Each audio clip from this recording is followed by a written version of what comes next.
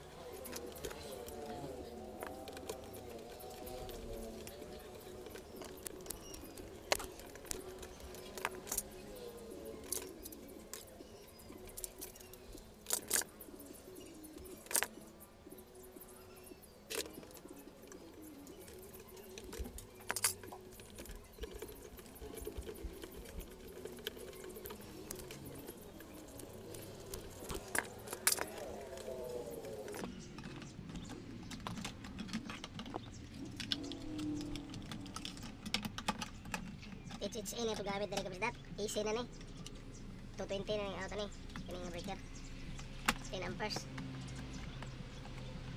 kira 10 amperes kaya lumayroong tagload electric fan, ceiling fan, may na TV suga ay gano'n na.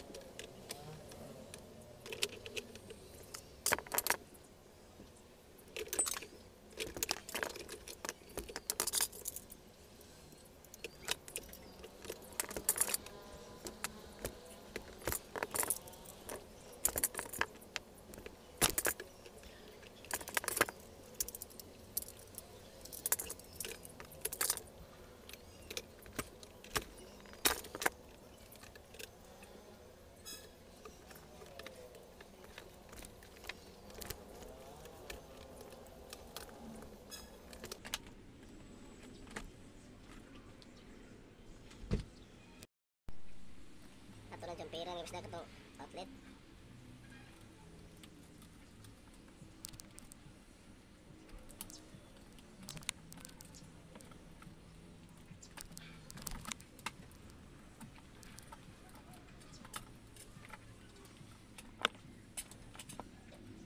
Isda palayan itong battery, pero dili namang battery akong gamito na gamay rin ko ng pirahin 12 amperes 10 amperes 10 ampere hours ani patul day gamit rin pano ng kabisdak dili ni para aning solar nga control singa na itong supply battery kabisdak ang battery ay ang sige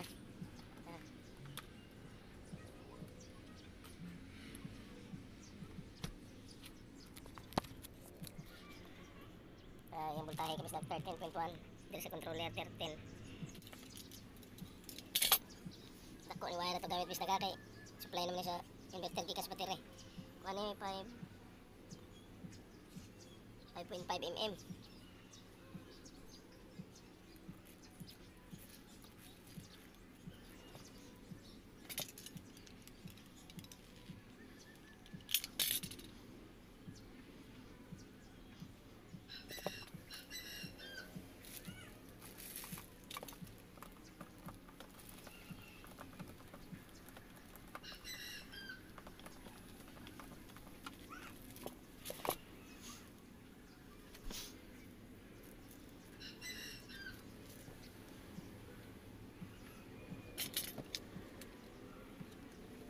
Kabisdak kay wa man tay wire itom, pero uban na ni si nakakulod-kulod ni siya.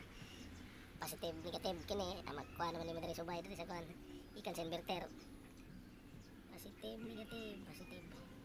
Nabali ri ay.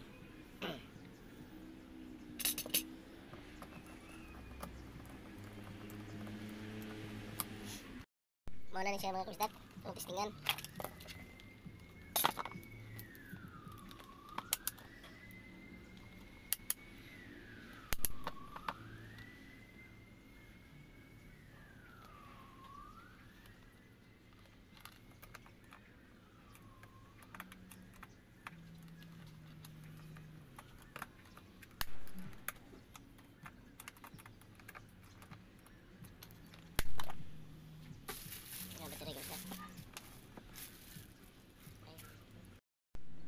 Positive sa inverter ni gikan positive.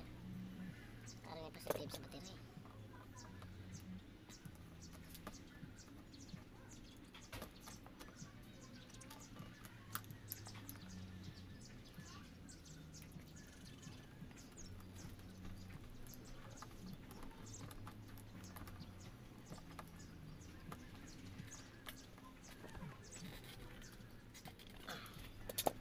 Negative.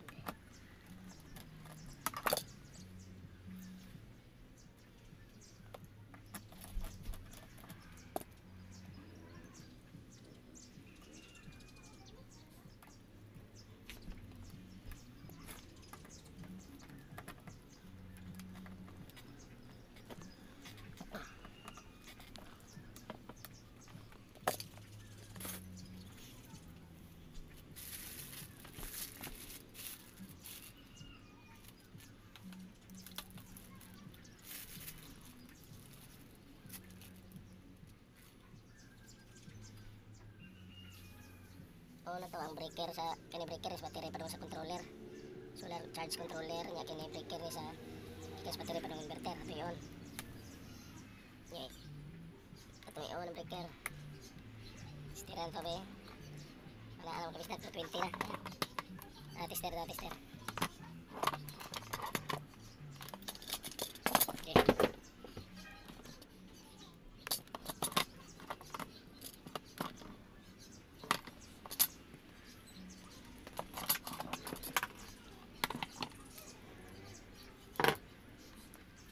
Ano ni pointer mga kabisdak kan ang liyok ko ni. Ang liyok kabisdak ya.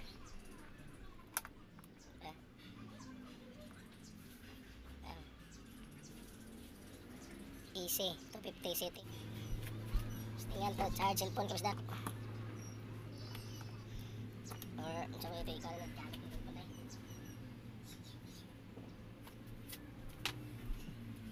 Kanang kuan.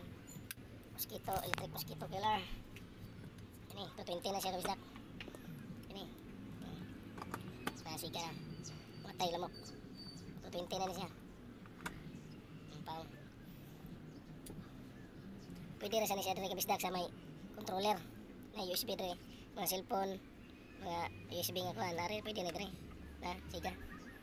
Charge sa cellphone nari pwede sa controller. Kini dito na duha ka out niya sa USB. Na, siga.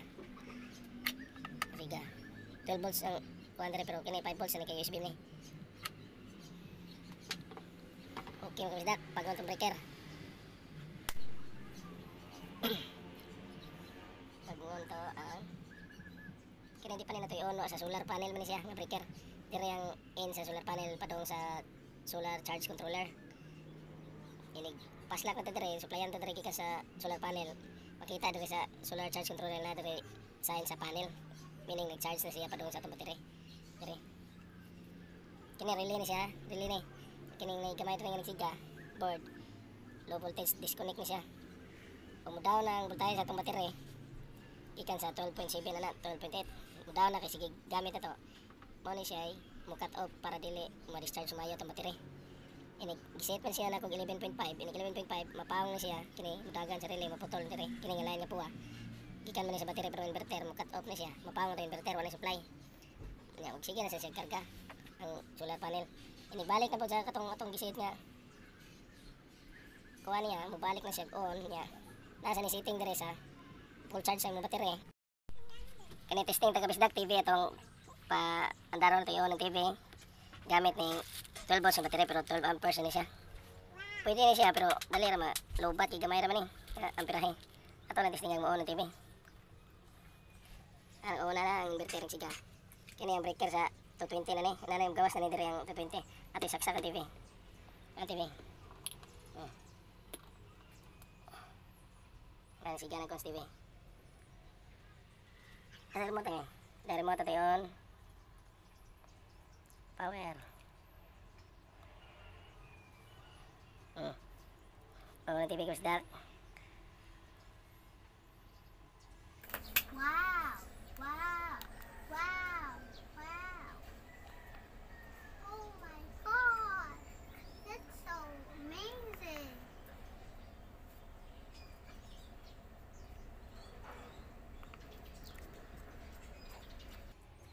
Ano goes dark. On ang TV.